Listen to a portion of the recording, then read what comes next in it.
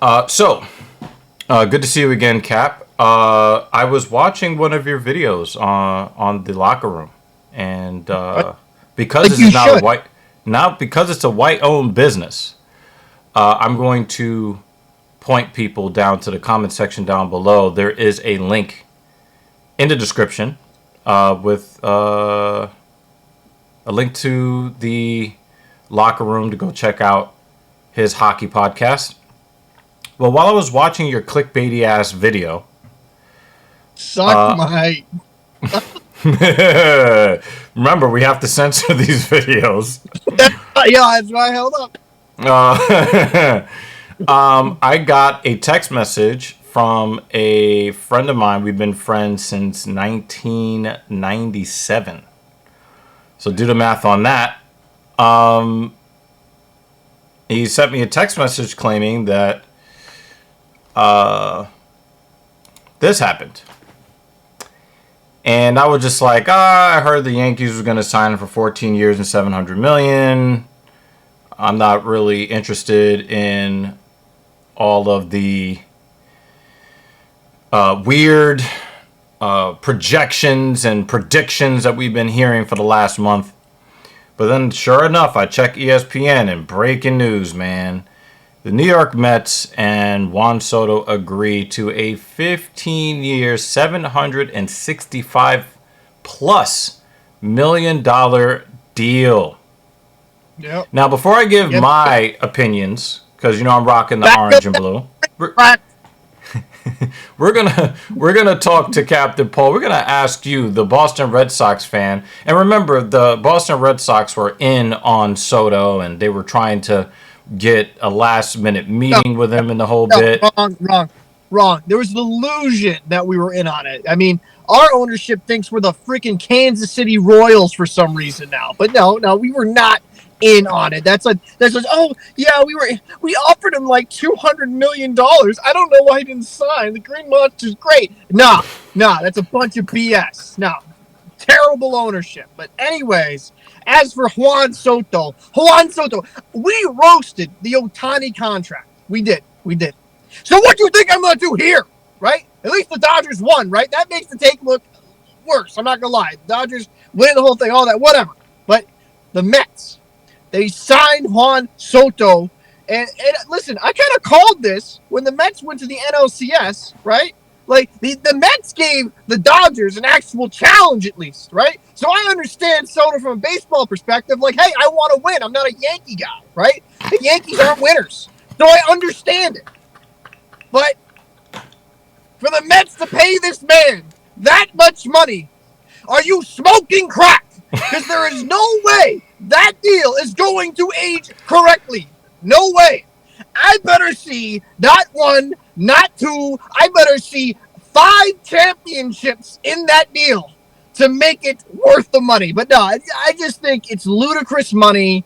The Mets have other holes. Listen, is Soto going to improve that friggin' team? Absolutely.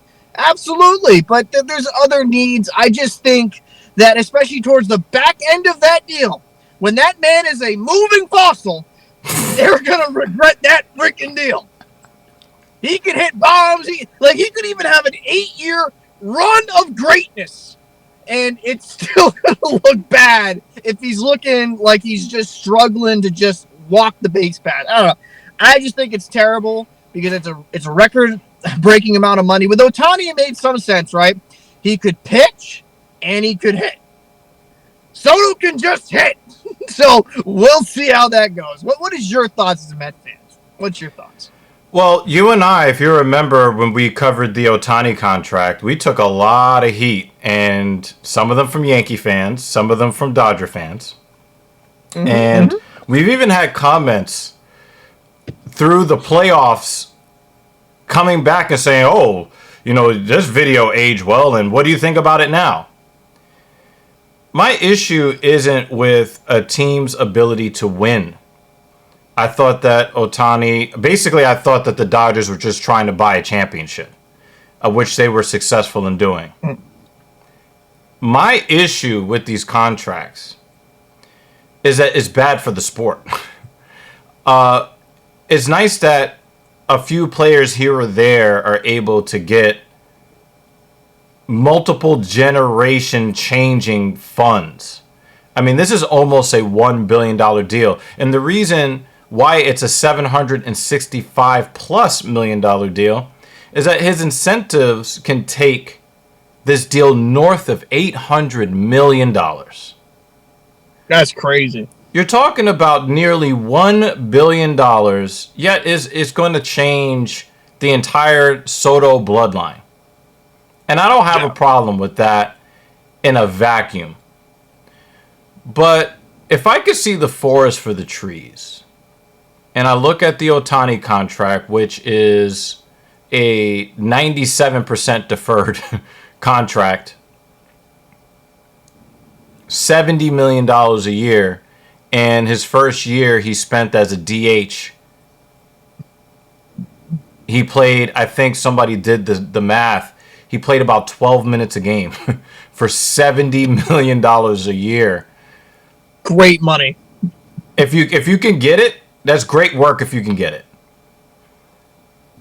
But when you look at the Bally's regional sports network that basically tanked, and you're looking at a lot of these regional sports networks that are really struggling to get the revenues because people are cutting the cord, and cable is just hemorrhaging subscribers. I think that these contracts are signed with the thought that there's a money printer somewhere out back, or there's a tree that if you just water it with acid rain, you're just going to grow buco bucks every year. And I think that there's going to be a limit to how much revenue Major League Baseball is going to be able to generate, because now that you have Juan Soto, who has just signed for 15 years and almost or exceeding $800 million, what does that do to the overall market? Yes, it is nice that Juan Soto will be in a New York Mets uniform. I'm not going to sit here and cry that he's in the New York Mets uniform, but my analysis is still the same as when Ohtani signed the 10-year, $700 million deal. And the issue is you're going to start having platoon players who can't hit left-handed pitching saying, well, I hit 250 and had half the amount of home runs that Soto had. I deserve $36 million a year, even though I'm being pulled in the late innings for a defensive replacement. Soto is not a good outfielder. Yes, he does play the outfielder. He's not a good outfielder. And he hits well, but it's not like he hit 380. He hit 280. Yeah. You get what I'm saying? So you're giving these record dollars to a guy like, okay, yeah, he took a bunch of walks and he's very clutch and he hit 40 home runs. He didn't hit 60. I mean, you look at the Aaron Judge deal. What was it? 9 years and $360 million. He got $40 million a year, and he still won the MVP over Soto, who was on his team. Yeah. So when I look at this deal, I've been a baseball fan for a very long time, since I was like 9 years old. I'm past the age of 40. Okay, it's been a long time, and I'm looking at the health of the sport. And unless there's some magical revenue stream that I don't know about, I think that this hurts Major League Baseball a lot more than it helps. Personally, that's my position. Now, this is my position. I'll say this. This reminds me of the NBA, where you're having role players making stupid amount of money. Like you're having guys off the bench making hundreds of millions even. It's absurd. And listen, Soto's a great player. Would have loved to have him. But for that much money? Really? I mean, again, you actually made me watch baseball again more this past year than I ever have since I was in high school, because baseball just I fell out of love with it. And mind you, I'm not the biggest fan of some of the things they added, like the bigger bases and the pitch clock. It's different now. Right, but it is what it is. I followed it more this year than I have probably in about a decade. And Soto had a good year, but to give him that amount of money in that amount of term, I just think is a recipe for disaster. And with ticket prices going through the roof already, I mean, we already know this is going to trickle down to the consumer, and just make things more and more expensive. I just don't see the viability going forward, especially in my opinion, out of the major sports. Baseball has been seeing kind of one of the bigger declines, in my opinion. When it comes to an audience and kind of getting the youth involved, baseball is unfortunately one of those sports that is struggling a bit. I mean, honestly, the NFL, like the American football, is looked at as more of the pastime than baseball is now. I don't think that's crazy to say. And I think overall, while I understand the Mets trying to get a star player, get a big name, it's the Mets doing Mets things. They've done this. They have done this years and years. Oh, let's get the big name. Oh, he's 40. His arm's throwing off. Oh, like, we're still going to get Scherzer. We're going to get Verlander. Remember Carlos Beltran? They're going to get Carlos Beltran. They're gonna get the go. Who's next, right? Are they gonna get David Ortiz to get back on the roid to sign him to $100 million? Manny Ramirez. Let's go get him. Well, exactly. You're gonna put him on estrogen and get him ready to go. Like, to me, when it comes down to it, is the Mets have always done this. They've splurged and they have not been successful for it. Now, I'm hoping for Mets fans, because the Mets are actually my second favorite team, because David Wright was my favorite player. Favorite non-Red Sox player growing up. So I want the Mets to succeed. But I don't see it. I just see this deal like, well, we spent all this money, and if he doesn't hit for like 40, 50 home runs, he doesn't hit for a good average, it's going to look as a failure. You know, I don't know. Remember when he was in San Diego, he hit for a pretty low average. He was looking pretty bad. Yeah. And he was in a lineup with a bunch of thumpers. I mean, one of the thumpers on steroids, but even with that, he didn't really perform all that great in a Padres uniform. And he also plays in he played in a little league field last year. Yes, he did. Yeah. Like, let's just what it is, man. He played right field, where a pop up behind second base is a home run. Yeah, like it's a little league field that for amateurs, which Yankee fans are and Yankees are. Oh, God, here we go. But, like, I'm just being real. It's not the old Yankee Stadium. It's a short field, all that stuff, and it's a terrible ball field. So, like, you could have... At least to right field. It looks more like a legitimate ballpark to left field, to left and center. I mean, somewhat, but I mean, still, it's still Yankees. But when it comes down to it, it's a little league field. And I would not be surprised if Soto maybe hits 30 this year if you see a dip in production. I would not be surprised, because you go from a fake ball field to a real field at Citi Field. So well, I can tell you some of the home runs he's hit against the Mets at Citi Field, I am not worried about that at all. I mean, he's hit some very embarrassing feeling home runs against the Mets in the last couple of years. Don't let logic run in the way of my hatred, okay? So. Well, I do have some other analysis here. My Yankee fan friend, who... I love you, brother, but I sense the sodium in your text message when you sent it to me. I'm just gonna let you know this, okay? The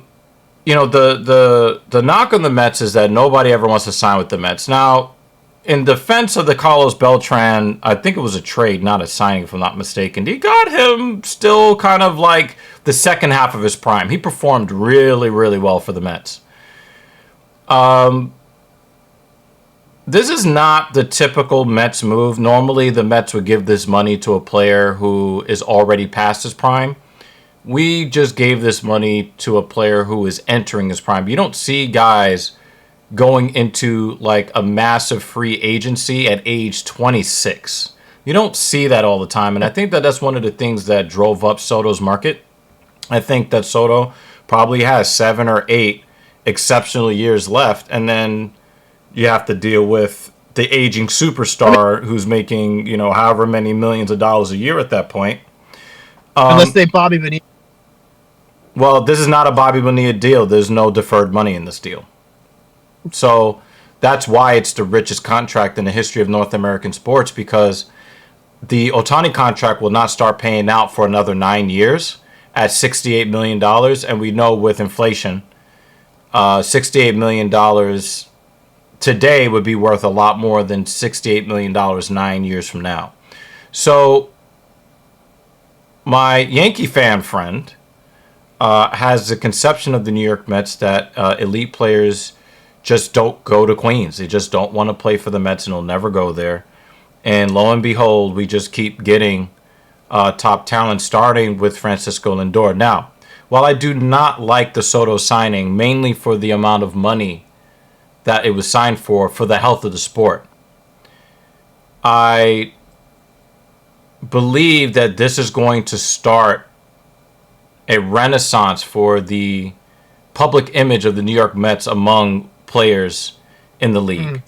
And so while we definitely are overpaying pretty heavily for Soto, we're getting a whole lot more than just Soto. We are getting respect in Major League Baseball. Whoever is out there right now and looking at what a shitty New York Mets team, because the Mets were not good this past year. The Mets were not good. They went on a good run, though. They went on a really good run after June 1st, but I watched the entire season. Our roster just wasn't very good, and it was a down year for Pete Alonso pretty much from start to finish. Francisco Lindor had one of the worst starts I've ever seen, and then he picked it up and had an MVP caliber season. I had him as the MVP winner because I don't think a DH should ever win MVP, and I don't care what the stats are. So you just sound like a hater. Well, you should be happy because part of what I'm saying is in defense of Big Papi David Ortiz. He was told that he was basically blacklisted from ever winning the MVP because he only played on one side of the baseball. So, yeah, I mean, yeah. You know, how about Edgar Martinez in Seattle? You don't think that he had a couple of MVP caliber years as a DH? Yeah. But now we're just going to change the rules because the Japanese Pete Rose betting on baseball is Manfred's butt buddy. Anyway. Yeah. I mean, I do have to ask this, man. As a Mets fan, right? You have to be somewhat excited because the only challenge the Dodgers faced is it wasn't that bummy ass Yankees team. It was the Mets. The Mets are the only one that gave them a real challenge. San Diego really, that was a really grueling series that was a hard-fought series with the San Diego Padres. The San Diego Padres are still a very elite force to be reckoned with. Fair enough, but those two teams, you think now with Soto, and there's probably going to be another acquisition, I'm assuming, right, that the Mets get. I'm assuming a pitcher, maybe probably two or three more big names, I think, are coming. I think the Mets could be, with this type of signing, they're like, that's going to attract some free agents. And yeah, that's it, man. That's it. Like, I mean, like, New York, Bronx. I want to go to the Queens instead. So I think you go to Citi Field, at the beautiful ballpark I've been, and you get Soto, you get some superstars. It's kind of getting that. If you get that first superstar, it's so much easier to get those other high level talent. Well, how do you think we got Soto? It was because of Francisco Lindor with the $341 million deal. That made it possible. But now you got Lindor, now you got Soto, and people are like, I could be that piece to take us over the top. Right. Be the Los Angeles betting Dodgers. Yeah, like if you remember the final 5 days of the regular season, the Mets had played their way out of the playoffs. And then we had the hurricane that struck the American Southeast, and it forced some weird schedule changes, and the Arizona Diamondbacks could have just as easily gotten into the playoffs and not the New York Mets, right? So the Mets were this close to not making the playoffs, and then it was scrappy, but it was also the love of baseball. It was what baseball really is supposed to be about. When you had these players that were kind of on the trash heap with Jose Iglesias and the catcher that the Yankees got rid of. We actually traded directly with the Yankees for our backup catcher. And, we just had guys that just made plays in really critical times to bring us from 11 games under 500. So we had a clubhouse that had the spirit that I think all Major League Baseball players wish they could have been a part of, with the whole OMG thing and, you know, the grimace and the rally pimp and all this other stuff. I thought that the Mets really gave themselves a chance to get Juan Soto when they made it to the NLCS the way that they did. And lo and behold, he's on the roster now. Now, looking ahead, I think that this puts a lot of pressure on Pete Alonso to say, you know what? Do I want to be in a lineup that features Francisco Lindor and Juan Soto? Do I want to be Pete Alonso in this vaunted New York Mets lineup that is only going to get better? And, you know, with Juan Soto playing right field, we can finally kind of say, hey, you know, thanks for everything you've done to our previous right fielder, Starling Marte, who has really degraded as a player, and you can see it. And then it was like, oh my God, he performed so well in the playoffs. A single, no stolen base, another single. Okay, he's got a good average. He can't run anymore in the outfield. He's not really stealing bases like he used to. He still has a great arm, but his defensive metrics have really gone south. So now you put a guy in there who's going to bat, you know, second, third, or fourth.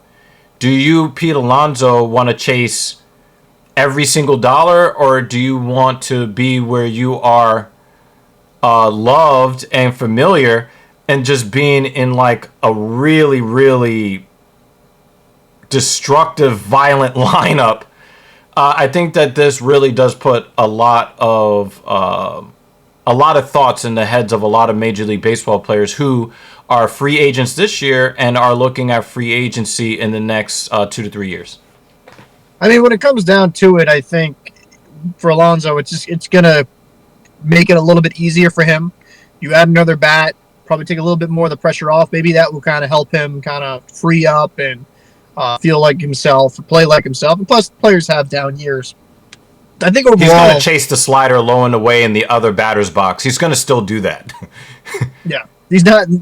Yeah, I think when it comes down to it, is the addition of Soto. That's good. You can add another guy to the lineup, and I will not be surprised if, yeah, they'll probably add a few more pitchers, but they could add another bat too. We'll see what's out there. I don't know off the top of my head all the free agents that would be available, but I wouldn't be surprised if the Mets are willing to spend money. I think they're like, okay, we went to the NLCS with a team that we barely got in, and with just a few adjustments, we can beat the Dodgers. I think they firmly believe that they can beat the Dodgers. Like, man, like if we just had another couple pieces, it was close. We could beat the Dodgers. We just need to kind of round out the roster. And yeah, I mean, it was a real impressive run. I should actually start to head off here, but yeah, but I will say this one before we go. I have not been happy with the Mets acquisitions for the pitching staff in the last few weeks. They got Frankie Montas, who is a head case. He's also injury prone, and he has not really performed very well as a starting pitcher. And then they went out and signed a late innings high leverage reliever in Clay Holmes, and they want to turn him into a starting pitcher instead of going out there and getting the cream of the crop of the starting pitchers that are out there. So I don't really know what is going on with Mr. Stearns doing a lot of dumpster diving and trying to create all these reclamation projects instead of going out there getting tried and true guys that you can send out there to the mound once every 5 days that you can reasonably believe will give up 3 runs or less for 6 to 8 innings. I don't understand why he keeps doing this, but I mean, you could be the Red Sox and sign Chapman to a deal, an old closer that, yeah, he's still 104, but no longer the same guy. Or you could watch Chris Sale leave and decide to stay healthy for a season and then be the side. And I love Chris Sale. I was happy for him, all jokes aside. But they go, I don't want to hear none of that because the Red Sox are cheap. I'm just gonna call us the Kansas City Sox because it's pathetic. But yeah, I mean, congratulations, your team spends money. Mine doesn't. I don't want to hear it. Yeah, I mean, it is what it is, man. In the comment section down below, we would like to know your thoughts on this North American professional sports demolishing record, 15 years, $765+ million deal. The Mets land the big fish in Juan Soto for TSP. Make sure to support white-owned businesses. That's the. I'm sorry. I mean, the tariffs are going to make the contract over $1 billion. We're having the tariffs, so no other country can take this podcast away. 100% tariffs on Europe. Oh, in the comment section down below, let us know what you think about this hellacious deal. 15 years, $765+ million deal. The Mets land their guy in Juan Soto. For TSP, the now shifting over to white businesshood. Please support, hit the like and subscribe button, give us all your thoughts, and we will see you on the next one.